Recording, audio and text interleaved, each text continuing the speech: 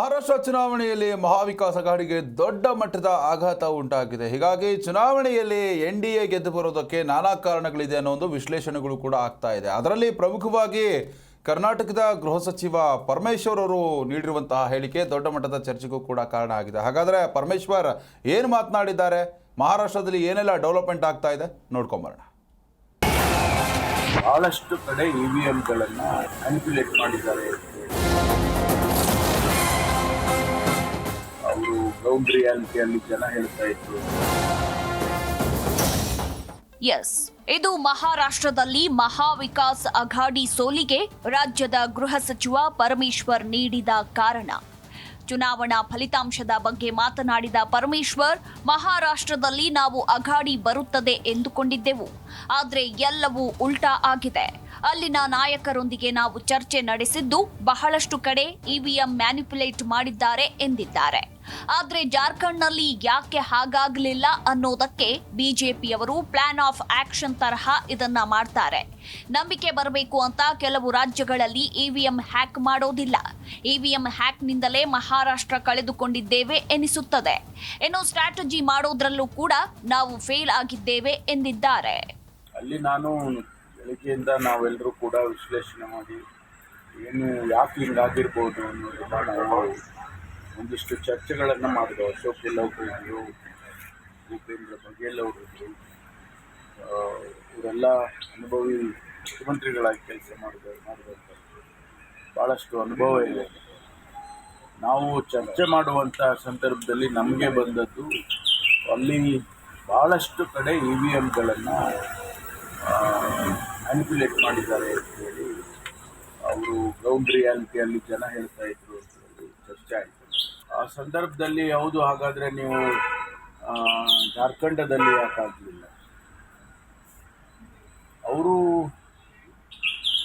ಭಾರತೀಯ ಜನತಾ ಪಾರ್ಟಿಯ ನಾಯಕತ್ವ ಯಾವ ಸಂದರ್ಭದಲ್ಲಿ, ಯಾವ ರಾಜ್ಯದಲ್ಲಿ ಮತ್ತು ಯಾವ ಕ್ಷೇತ್ರದಲ್ಲಿ ಮಾಡಬೇಕು ಅನ್ನೋದ್ರ ಬಗ್ಗೆ ಅವ್ರದ್ದು ಭಾಳ ಪೂರ್ವಭಾವಿ ಚರ್ಚೆಗಳನ್ನು ಮಾಡ್ತಾರೆ. ಒಂದು ಪ್ಲ್ಯಾನ್ ಆಫ್ ಆ್ಯಕ್ಷನ್ ಥರ ಮಾಡ್ತಾರೆ. ಕೆಲವು ರಾಜ್ಯಗಳನ್ನು ಬಿಟ್ಬಿಡ್ತಾರೆ. ಯಾಕೆಂದರೆ ಒಂದು ನಂಬಿಕೆ ಬರಬೇಕಲ್ಲ, ಇಲ್ಲ ಎಲ್ಲ ಕಡೆನೂ ಹಾಗಾದರೆ ಇವಿಎಂ ಹ್ಯಾಕ್ ಮಾಡಿರೋದಿಲ್ಲ ಅಂತ ಅನ್ನೋದು ನಂಬಿಕೆ ಬರಬೇಕು ಅಂತೇಳಿ ಕೆಲವು ರಾಜ್ಯಗಳನ್ನು ಬಿಟ್ಟ ಹಾಗೆ ತೋರಿಸ್ತಾರೆ. ಮತ್ತು ರಾಜ್ಯಗಳಲ್ಲೂ ಕೂಡ ಕೆಲವು ಕ್ಷೇತ್ರಗಳನ್ನು ಗೆದ್ದಿತೀವಿ ಅನ್ನೋ ಕ್ಷೇತ್ರಗಳನ್ನು ಬಿಟ್ಟು ಬೇರೆ ಕಡೆ ಮಾಡ್ತಾರೆ. ಇದು ನಮ್ಮ ಪಕ್ಷದಲ್ಲಿ ಕೂಡ ಒಂದು ಸ್ಟ್ರಾಟಜಿ ಮಾಡೋದರಲ್ಲಿ ನಾವು ಕೂಡ ಫೇಲ್ ಆಗಿದ್ದೀವಿ. ಟಿಕೆಟ್ ಕೊಡಬೇಕಾದ್ರೆ ಭಾಳ ಲಾಸ್ಟ್ ಮೂಮೆಂಟಲ್ಲಿ ಸಿ ಮೀಟ್ ಮಾಡ್ತೀವಿ. ಇನ್ನೂ ನಮಗೆ ಇನ್ನೇನು ಕೊನೆ ದಿವಸ ಇದೆ ಅನ್ನುವಾಗಲೂ ಕೂಡ ಸುಮಾರು ಸೀಟ್ಗಳನ್ನು ಅನೌನ್ಸ್ ಮಾಡಿದ್ದೀವಿಲ್ಲ. ಈ ರೀತಿ ಪಕ್ಷದಲ್ಲಿ ಕೂಡ ಒಂದಿಷ್ಟು ಗೊಂದಲ ಆಯಿತು ಅಂಥೇಳಿ ಅಲ್ಲಿ 2-3 ಜನ ಲೀಡರ್ಶಿಪ್ಪಿಗೆ ಫೈಟ್ ಮಾಡ್ತಾಯಿದ್ರು. ಆಮೇಲೆ ನಮ್ಮ ಅಘಾಡಿ ಕಾಂಬಿನೇಷನ್ನಲ್ಲಿ ಶರದ್ ಪವಾರ್ದೊಂದು ಗುಂಪು ಮತ್ತು ಇವರು ನಮ್ಮ ಉದ್ಧವ್ ಠಾಕರೆದೊಂದು ಗುಂಪು, ಇದೆಲ್ಲ ಅವರವ್ರದ್ದು ಎಫೆಕ್ಟು ಕೂಡ ನಮ್ಮ ಮೇಲೆ ಬಿತ್ತು. ಕೆಪಿಸಿಸಿ ಕಾರ್ಯಾಧ್ಯಕ್ಷ ಹಾಗೂ ಎಂಎಲ್ಸಿ ವಸಂತ್ ಕುಮಾರ್ ಕೂಡ ಗೃಹ ಸಚಿವರ ಹೇಳಿಕೆಗೆ ಧ್ವನಿಗೂಡಿಸಿದ್ದಾರೆ. ಇವಿಎಂಗಳ ಮೇಲೆ ದಟ್ಟವಾದ ಅನುಮಾನ ಇದೆ. ಪ್ರಪಂಚದಲ್ಲಿ 90% ಬ್ಯಾಲೆಟ್ ಮೂಲಕವೇ ಎಲೆಕ್ಷನ್ ನಡೀತಿದೆ. ದೇಶದಲ್ಲಿ ಮತ್ತೆ ಬ್ಯಾಲೆಟ್ ಪೇಪರ್ ಮೂಲಕ ಚುನಾವಣೆ ಶುರುವಾಗಬೇಕು ಅಂತ ಆಗ್ರಹಿಸಿದ್ದಾರೆ. ಇವಿಎಂಗಳು ಮುಖಾಂತರ ಚುನಾವಣೆ ನಡೆದರೆ ಖಂಡಿತವಾಗಿ ಕೂಡ ಚುನಾವಣೆಗಳು ನಿಷ್ಪಕ್ಷಪಾತವಾಗಿ ನಡೀಲಿಕ್ಕೆ ಸಾಧ್ಯ ಇಲ್ಲ. ಎಲ್ಲೋ ಒಂದು ಕಡೆ ಅವುಗಳ ಕಾರ್ಯಕ್ಷಮತೆ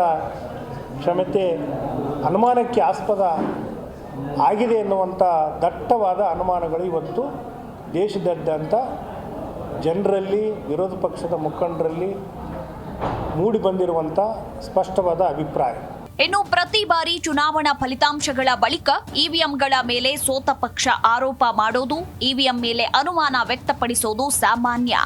ಮಹಾರಾಷ್ಟ್ರದಲ್ಲಿ ಕಾಂಗ್ರೆಸ್ ಮೈತ್ರಿ ಪಕ್ಷಗಳ ನಿರೀಕ್ಷೆ ಹುಸಿಯಾಗಿದ್ದು ಮತ್ತೆ ಇವಿಎಂ ಪಾರದರ್ಶಕತೆ ಮೇಲೆ ಅನುಮಾನ ಹುಟ್ಟಿಕೊಂಡಿದೆ. Bureau report, G Kannada news.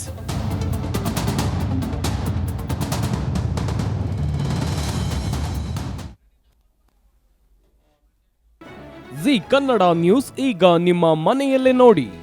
ಎಲ್ಲ ಕೇಬಲ್ಗಳಲ್ಲಿ ಈಗ ಲಭ್ಯ.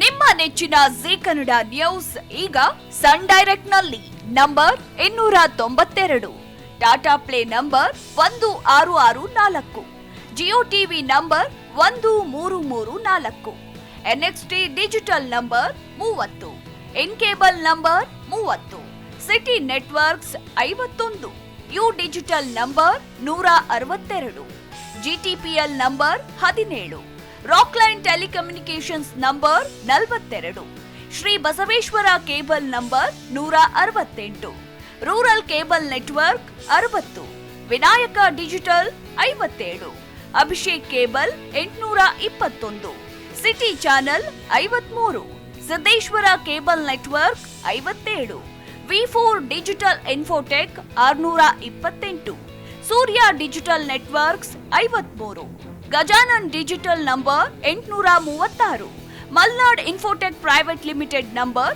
56, Metrocast number 830, victory digital number 167ರಲ್ಲಿ ನೋಡಿ ಆನಂದಿಸಿ.